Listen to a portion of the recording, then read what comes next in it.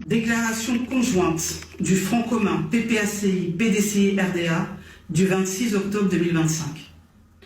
Le Front commun tient à exprimer sa profonde indignation et sa grande tristesse face aux événements du 25 octobre 2025.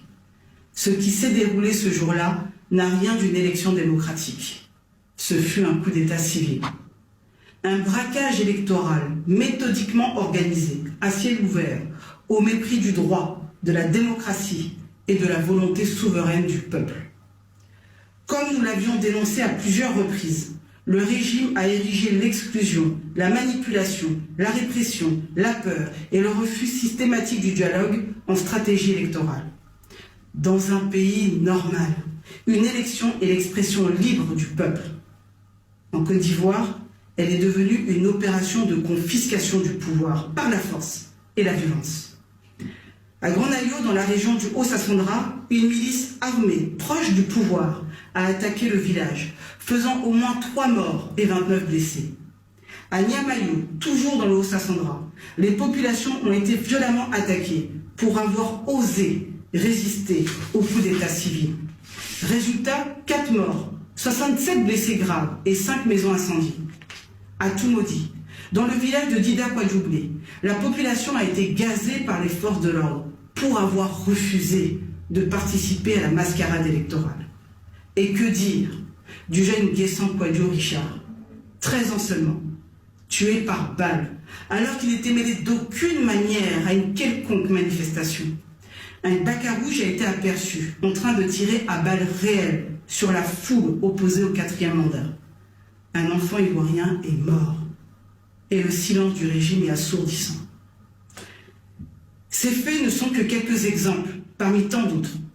Partout en Côte d'Ivoire, les populations ont subi intimidation, violence, humiliation, enlèvement ou arrestation, uniquement pour avoir voulu défendre leur constitution.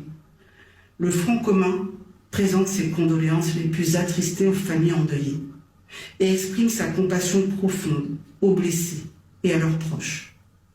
Ces victimes ne sont pas des criminels. Ce sont les martyrs de la démocratie. Le très faible taux de participation, visible dans tout le pays, malgré les pressions, démontre avec éclat que les Ivoiriens ont massivement boycotté cette élection truquée, refusant de se rendre complices d'une violation grave de la Constitution. Parti profondément attaché à l'alternance démocratique et à la souveraineté du peuple, le Front commun condamne avec la plus grande fermeté ce coup d'état civil, comme nous aurions condamné tout changement anticonstitutionnel par les armes. Rien, absolument rien, ne peut justifier un 4e mandat anticonstitutionnel. En conséquence, nous dénions toute légitimité à M. Alassane Ouattara, qui prétendra sans aucun doute tirer son pouvoir de cette mascarade électorale. Le peuple n'a pas voté. Le peuple a été volé.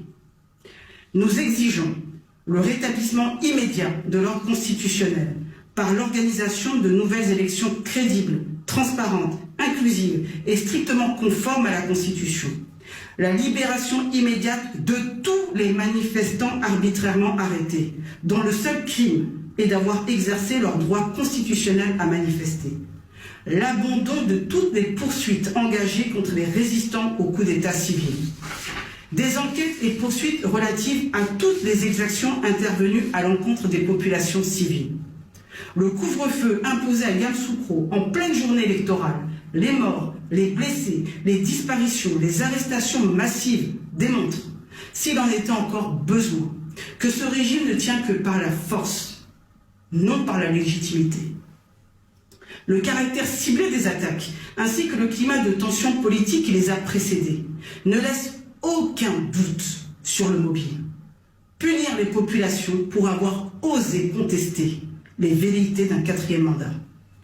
Tout porte à croire qu'il s'agit d'actes de représailles prémédités, encouragés par un discours politique qui, depuis plusieurs semaines, tend à désigner une partie des citoyens comme des ennemis de l'intérieur. À cet égard, les propos tenus par M. Alassane Ouattara lors de son meeting de clôture de campagne du 23 octobre 2025 sont d'une gravité extrême. Il a en effet déclaré, je cite, « Je vous demande d'être vigilants et de surveiller vos quartiers, car les chiens peuvent toujours passer. Mais nous devons être prêts à protéger la Côte d'Ivoire. » Par ces mots, le chef de l'État a publiquement animalisé une partie de la population ivoirienne, assimilant ses opposants à des chiens. Ce glissement de langage, contraire à la dignité humaine et aux principes fondamentaux du droit international, a pour effet direct de légitimer la haine, la stigmatisation et la violence. De tels propos, tenus par le plus haut représentant de l'État, dans un contexte de polarisation politique extrême, ne sont pas sans conséquences. Ils encouragent les milices partisanes, les forces supplétises et les partisans les plus radicaux à s'en prendre aux populations perçues comme hostiles au régime. L'attaque des populations civiles sur toute l'étendue du territoire national s'inscrit dans cette logique de déshumanisation politique, celle qui transforme le désaccord en trahison et le citoyen en cible. M. Alassane Ouattara porte donc une responsabilité politique et morale directe dans ces violences. Par son discours, il a contribué à créer un climat propice aux exactions, à la division et à la haine. Un tel comportement est indigne d'un chef d'État et contraire aux obligations internationales de la Côte d'Ivoire en matière de prévention de crimes de haine et de protection des droits humains.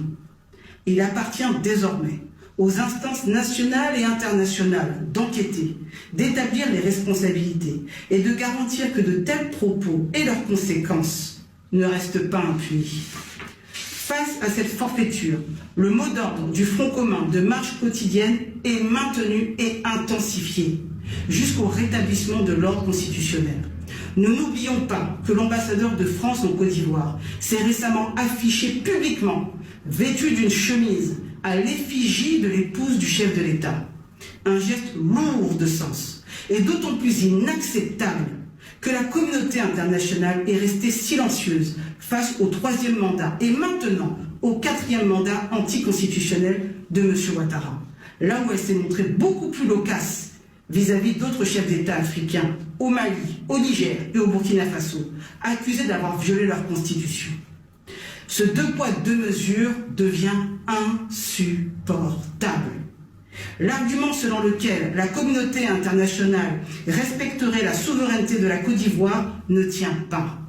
Dès lors que chacun sait dans quelles conditions Alassane Ouattara est arrivé au pouvoir en 2011, avec une intervention militaire étrangère qui a changé le cours de l'histoire nationale.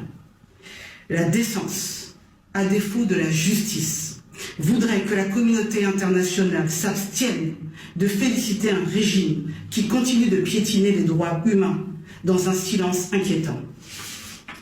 Nous nous souvenons de Djokwe, Naïbi, Tehiri, Nayou, de Kofi Toussaint, décapité, et aujourd'hui de Nguessan Kouadio Richard, 13 ans, tué d'une balle dans le cœur. La communauté internationale ne peut éternellement s'étonner de la révolte des peuples africains lorsque ceux-ci se dressent contre les régimes autoritaires. La Côte d'Ivoire n'est pas une monarchie. Ce pays n'appartient ni à un homme ni à un clan. Il appartient à son peuple. Vive la Côte d'Ivoire libre. Pour le Front commun PPACI, PDCI-RDA, Maître Abiba Touré, porte-parole du Front commun PPACI, PDCI-RDA.